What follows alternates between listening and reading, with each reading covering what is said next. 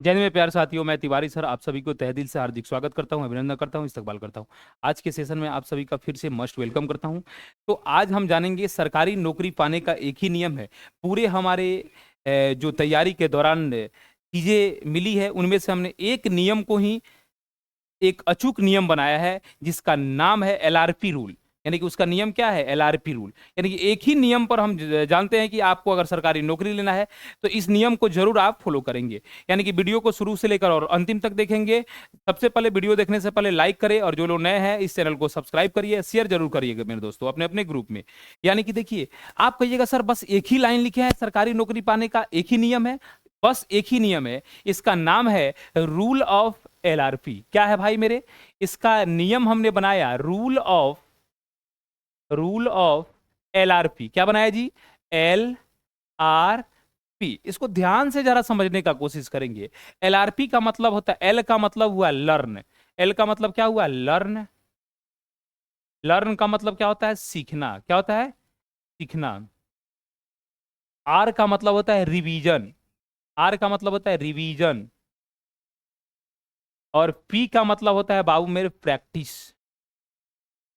P का मतलब क्या होता है? प्रैक्टिस। आप कहिएगा रिवीजन और प्रैक्टिस तो एक ही बात है? बिल्कुल अलग बात है मेरे दोस्त। यानी कि जो अभी आप पढ़ रहे हैं, आप ऑनलाइन पढ़ रहे हैं या ऑफलाइन पढ़ रहे हैं, यानी कि आप क्या कर रहे हैं? लर्न कर रहे हैं, यानी कि सीख रहे हैं। तो सबसे पहले आप चीजों को देखिएगा। ये लर्न का वैल्यू इसमें कितना है जानते हैं? 33.1/3% है। और ये रिवीजन का वैल्यू आपके सेक्सेल में कितना है? सक्सेस में 33.1/3% है।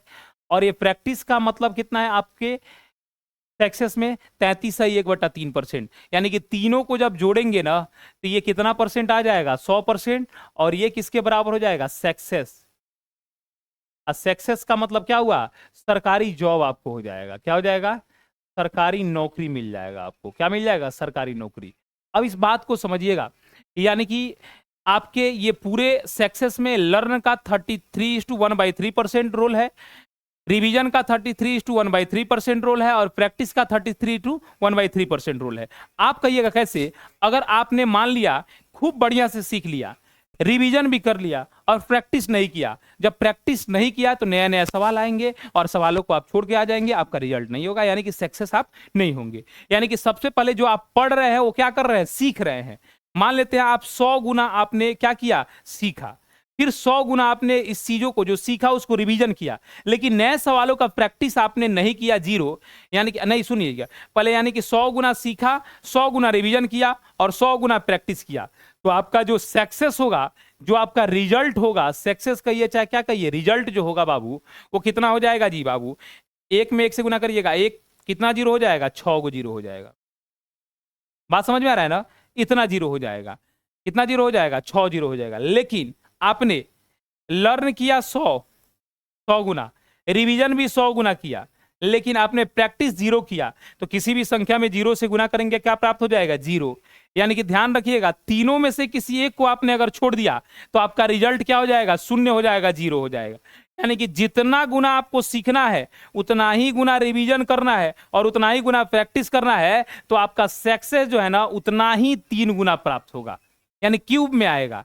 अगर आपने क्या किया? लर्न किया और आपने प्रैक्टिस भी किया, रिवीजन नहीं किया, तो फिर नहीं होगा। आपने लर्न किया, रिवीजन किया, प्रैक्टिस नहीं किया, तब भी आपका रिजल्ट नहीं होने वाला है। तो एक ही नियम रखिए अपने जीवन में। यानी कि आप ये भी जानते हैं, labour never goes to vain, मेहनत कभी व्यर्थ नहीं जाता है। और एक बार विल गेट्स ने एक बात बहुत बढ़िया लिखा है। विल गेट्स ने बोला है कि if you born poor it's not your mistake, but if you died poor it's your mistake. आपका जन्म गरीबी हालत में हुआ है, गरीब परिवार में हुआ है, आपका गलती नहीं है, लेकिन आपकी मृत्यु गरीबी हालत में हो जाए, गरीब परिवार में हो जाए, पैसा का बिना हो जाए, सारा का सारा श्रेय आप पर जाता है। क्या कि आप 84 लाख जोनी भटकने के बाद आप मनुष्य में जन्म लेते हैं और आपका मृत्यु गरीबी हालत में हो जाए, दवा का पैसा नहीं हो उसके बिना हो जाए, यानी कि सारा का सारा श्रेय आपके ऊपर है। यानी कि नौकरी एकदम भरमार है, आपको छीनना है, आपको लेना है, इसके लिए पढ़ाई करना होगा। यानी कि एलआरपी नियम का प्रयोग करना होगा। जितना गुना आपको सीखना होगा उतना ही गुना रिवीजन और उतना ही गुना आपको प्रैक्टिस करना होगा। अगर प्रैक्टिस आप नहीं करोगे,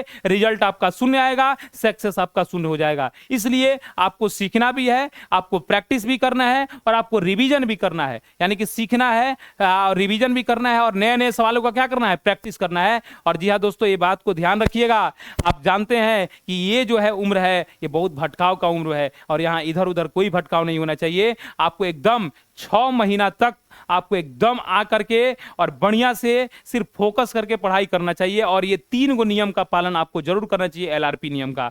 और ये नियम का पालन करिएगा तो जरूर आपको सफलता मिलेगा। और एक बात मैं आपको और बता दूं कि आपके नाम से आपके पापा का सीना 86 नहीं 106 इंच का दिखना चाहते हैं तो आप इस बार नौकरी लेके दिखाइए और आपके नाम से आपके पापा का सीना जो है ना आपके 86 नहीं 106 इंच का हो जाएगा। और आपके नाम से ही आप किसी का काम हो जाए, उससे बड़ा कोई नहीं चीज हो सकता है। तो आपको रात में सोने से पहले आपको खुद से बत्ती बुझाने से पहले खुद से सवाल करना होगा कि आप आज आपने कितना देर पढ़ा, आपने कितना जो है ना सीखा और कितना रिवीजन किया और कितना प्रैक्टिस किया। अंदर से आवाज आया कि आज बहुत हम कम किया है, यानी कि सफलता नहीं मिलेगी। और उस डेट को नोट कर लीजिएगा, जिस दिन अंदर से आवाज आएगा इससे ज्यादा हम नहीं पढ़ सकते थे, इससे ज्यादा पढ़ते तो माइंड को फाइट हो जाता, इससे ज्यादा पढ़ते तो बीमार पड़ जाते, यानी कि उसमें 6 महीना जोड़ लीजिएगा। उसके बाद आपके हाथ में एक नहीं 10-10 सरकारी नौकरी का कॉल लेटर रहेगा आपके पास। भाई मेरे ध्यान रखिएगा, तो एलआरपी नियम का फॉलो करेंगे और सफलता सुनिश्चित कर लेंगे।